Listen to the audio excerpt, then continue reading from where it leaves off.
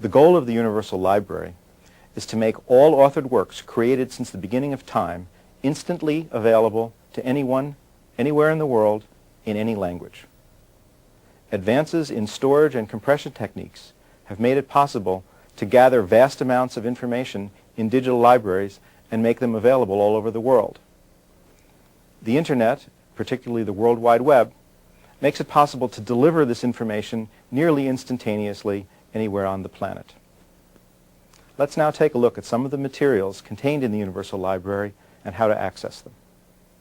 We're looking at a high-resolution color image of a cactus flower from an antique botanical print. The original of this print is rare and fragile and is normally inaccessible to human beings. But through the Universal Library, it can be made available to researchers all over the world. To look at other material in the Universal Library, we just go back to the home page and select books, for example. This gives a menu of some of the books that are available now in the Universal Library. We can take a look at some antique books that are in the public domain, choosing here The History of New England, a book from 1847. This screen enables the user to configure the system to produce a display tailored to his particular computer. And now I can go in and look at an actual scanned image of the book, The History of New England, written by Lilly in the year 1847.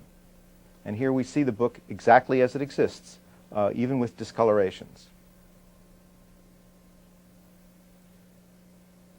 Looking at a different book, here's one, for example, books by Charles Dickens, we can look at the full text of Oliver Twist and instantaneously access any chapter of the book.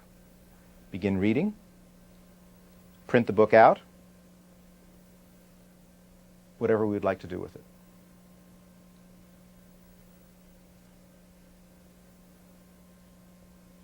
Through the Universal Library, we can access newspapers from all over the world. Here, for example, from the different continents, we can access a Japanese newspaper, the Japan Times. These are today's headlines, November 4th, 1997. If we want to look at a particular article, I just click on it and begin reading the full text from the Japan Times.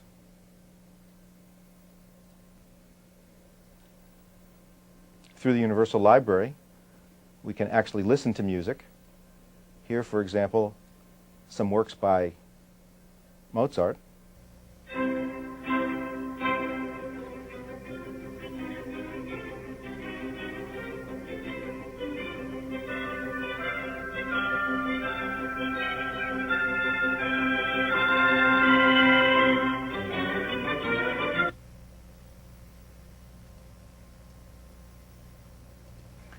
One of the more intriguing capabilities of the Universal Library is its ability to present video.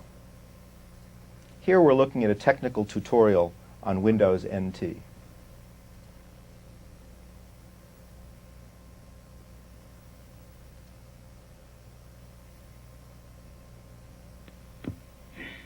If you add the C++ classes, you have about another 2,000 functions or methods in that case.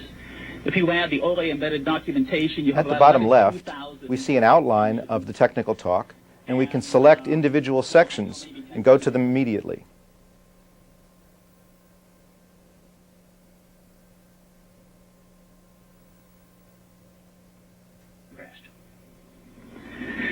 Win32 is now the standard platform from Microsoft. It's the generic name for a collection of 32-bit implementations of Windows. Windows NT is a complete operating system written from the ground up. Look underneath it, there's MS-DOS7. And if you don't believe me, go read Unauthorized Windows 95. This was actually a reaction to the NT people who sort of... In case you don't want to wait for the end, you can skip directly to it. Fortunately, this is trivial. But it does require that you do it. You don't get it for free from the linker. Here are some advantages of the Universal Library. First, it makes vast amounts of information, both ancient and current, immediately available. It uses multimedia, motion pictures, sound, and text. The information is instantly available to anyone in the world who has access to the Internet. For a fuller demonstration, please visit our website.